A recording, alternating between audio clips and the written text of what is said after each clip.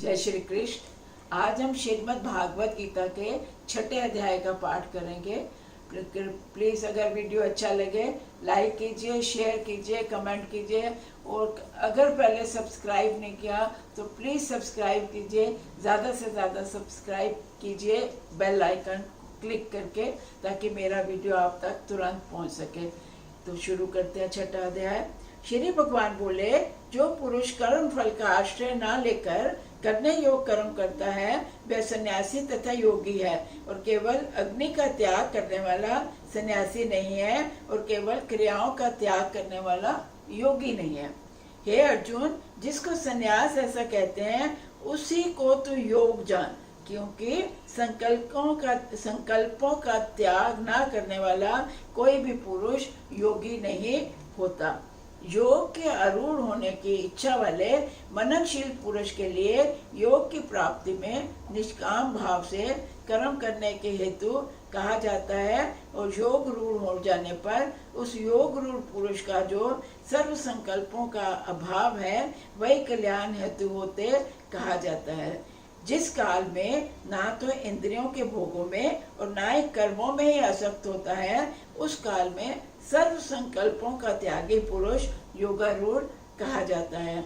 अपने द्वारा अपना संसार समुद्र से उद्धार करे और अपने को अधोगति में ना डाले, क्योंकि ये मनुष्य आप ही अपना मित्र है और आप ही अपना शत्रु भी है।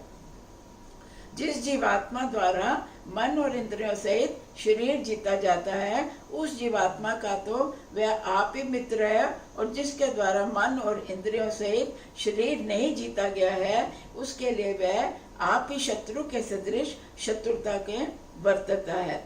सर्दी गर्मी सुख दुख में तथा मान और अपमान में जिसके अंतःकरण की वृत्तियां भली भांति शांत हैं, ऐसा स्वाधीन आत्मा वाले पुरुष के ज्ञान में सच्चिदानंद घन परमात्मा सम्यक प्रकार से स्थित है, अर्थात उसके ज्ञान में परमात्मा के सिवा कुछ और है ही नहीं। जिसका अंतःकरण ज्ञान विज्ञान से तृप्त है, जिसकी स्थिति विकार रहित है, जिसकी इंद्रियां भली भांति जीती हुई हैं और जिसके लिए मिट्टी पत्थर स्वर्ण सब समान है, वह योगी युक्त अर्थात भगवत प्राप्त है, ऐसा कहा जाता है। सुहित्र मित्र वैरी उदासीन मध्यस्थ द्वेष और बंधुगणों में धर्मात्माओं में पापियों में भी समभाव रखने वाला अत्यंत श्रेष्ठ है। मन इंद्रियों सहित शरीर को वश में रखने वाला आशा रहित संग्रह रहित योगी अकेला ही एकांत स्थान में स्थिर होकर आत्मा को निरंतर परमात्मा में लगाए। शुद्ध भूमि में जिसके ऊपर क्रमशः कुशा मृगशाला और वस्त्र बिछे हैं, जो ना बहुत ऊंचा है ना बहुत नीचा है, ऐसे अपने आसन को स्थिर स्थापन करके उस आसन पर बैठकर चित्त और इंद्रियों को क्रियाओं को वश में रखते हुए मन को एकाग्र करके अंतःकरण की शुद्धि के लिए योग का अभ्यास करें। काया सिर गले को समान एवं अचल धारण करके और स्थिर होकर अपनी नासिका के अग्रभाग पर दृष्टि जमाकर अन्य दिशाओं को ना देखता हुआ ब्रह्मचारी के व्रत में स्थित भय रहित तथा भली भांति शांत अंतःकरण वाला सावधान योगी मन को रोककर मुझ में चित्त वाला मेरे परायण होकर स्थिर होवे। वश में किए हुए मन वाला योगी इस प्रकार आत्मा को निरंतर मुझ परमेश्वर के स्वरूप में लगाता हुआ मुझ में रहने वाली परमानंद की पराकाष्ठा रूप शांति को प्राप्त होता है। हे अर्जुन, ये योग ना तो बहुत खाने वाले का, ना बिल्कुल ना खाने वाले का, ना बहुत शयन करने वाले के स्वभाव वाला और ना ही सदा जागने वाला को सिद्ध होता है।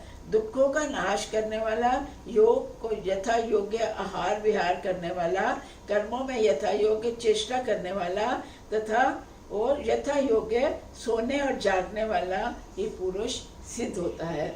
अत्यंत वश में किया हुआ चित्त जिस काल में परमात्मा में भी भली भांति स्थित हो जाता है, उस काल में संपूर्ण भोगों से सुप्रिय रहित पुरुष योग युक्त है, ऐसा कहा जाता है। जिस प्रकार वायु रहित स्थान में स्थित दीपक चलायमान नहीं होता, वैसे ही उपमा परमात्मा के ध्यान में लगे हुए योगी के जीते हुए चित्त की कही गई है। योग के अभ्यास से निरुद्ध चित्त जिस अवस्था में उपराम हो जाता है और जिस अवस्था में परमात्मा के ध्यान में शुद्ध हुई सूक्ष्म बुद्धि द्वारा परमात्मा को साक्षात करता हुआ सच्चिदानंद घन परमात्मा में ही संतुष्ट रहता है। इंद्रियों से अतीत केवल शुद्ध हुई सूक्ष्म बुद्धि वाला ग्रहण करने योग्य जो अनंत आनंद है, उसको जिस अवस्था में अनुभव करता है और जिस अवस्था में स्थित वह योगी परमात्मा स्वरूप में विचलित होता ही नहीं, परमात्मा की प्राप्ति रूपी जिस लाभ को प्राप्त होकर उसने अधिक दूसरा कुछ भी लाभ नहीं माना, और परमात्मा प्राप्ति रूप जिस अवस्था में स्थित योगी बड़े भारी दुख से भी चलायमान नहीं होता, जो दुख रूप संसार के संयोग से रहित है तथा जिसका नाम योग है, उसको जानना चाहिए। वह योग ना उकताए हुए अर्थात धैर्य और उत्साह युक्त चित्त से निश्चय पूर्वक करना कर्तव्य है। संकल्प से उत्पन्न होने वाली संपूर्ण कामनाओं को निशेष रूप से त्याग कर और मन के द्वारा इंद्रियों के समुदाय को सभी ओर से भलीभांति रोककर क्रम क्रम से अभ्यास करता हुआ उपरति को प्राप्त हो और धैर्य युक्त बुद्धि के द्वारा मन को परमात्मा में स्थित करके परमात्मा के सिवा और कुछ भी चिंतन ना करे। ये स्थिर न रहने वाला चंचल मन जिस जिस शब्द आदि विषय के निमित्त से संसार में विचरता है, उस विषय से रोककर यानी हटाकर उसे बार बार परमात्मा में ही निरुद्ध करे, क्योंकि जिसका मन भलीभांति शांत है वो जो पाप से रहित है, जिसका मन रजोगुण शांत हो गया है, ऐसे सच्चिदानंद ब्रह्म के साथ एक ही भाव हुए योगी को उत्तम आनंद प्राप्त होता है। वह पाप रहित योगी इस प्रकार निरंतर आत्मा को परमात्मा में लगाता हुआ सुख पूर्वक परम ब्रह्म परमात्मा को प्राप्ति रूप अनंत आनंद का अनुभव करता है। सर्वव्यापी अनंत चेतन को में एक ही भाव से स्थित रूप योगी योग के योग आत्मा वाला तथा सब में समभाव से देखने वाला योगी आत्मा को संपूर्ण भूतों में स्थित और संपूर्ण भूतों को आत्मा में कल्पित देखता है। जो पुरुष संपूर्ण भूतों में सबके आत्म रूप मुझ वासुदेव को ही व्यापक देखता है और संपूर्ण भूतों को मुझ वासुदेव के अंतर्गत देखता है, उसके लिए मैं अदृश्य नहीं होता और वह मेरे से अदृश्य नहीं होता। जो पुरुष एक ही भाव में स्थित होकर संपूर्ण भूतों में आत्म रूप से स्थित मुझ सच्चिदानंद घन वासुदेव को भजता है, वह योगी सब प्रकार से वर्तता हुआ भी मुझ में ही वर्तता है। हे अर्जुन, जो योगी अपने भांति संपूर्ण भूतों में सम है, सुख और दुख को भी सब में सम देखता है, वह योगी परम श्रेष्ठ माना जाता है।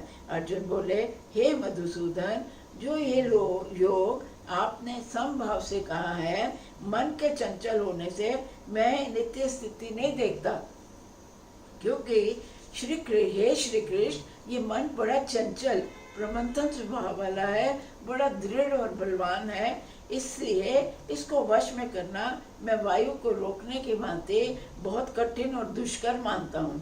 श्री भगवान बोले, हे महाभाव, निस्संदेह मन चंचल और कठिनता से वश में होने वाला है, परंतु हे कुंती पुत्र अर्जुन, ये अभ्यास और वैराग्य से वश में होता है। जिसका मन वश में नहीं किया हुआ नहीं है, ऐसे पुरुष द्वारा योग दुष्प्राय है और वश में किए हुए मन वाले प्रयत्नशील पुरुष द्वारा साधन से उसका प्राप्त होना सहज है। ये मेरा मत है। अर्जुन बोले, हे श्री कृष्ण, जो योग में श्रद्धा रखने वाला किंतु संयमी नहीं है, इस कारण जिसका मन अंतःकरण से योग से विचलित हो गया है, ऐसा साधक योग की सिद्धि को अर्थात भगवत साक्षात्कार को ना प्राप्त होकर किस गति को प्राप्त होता है।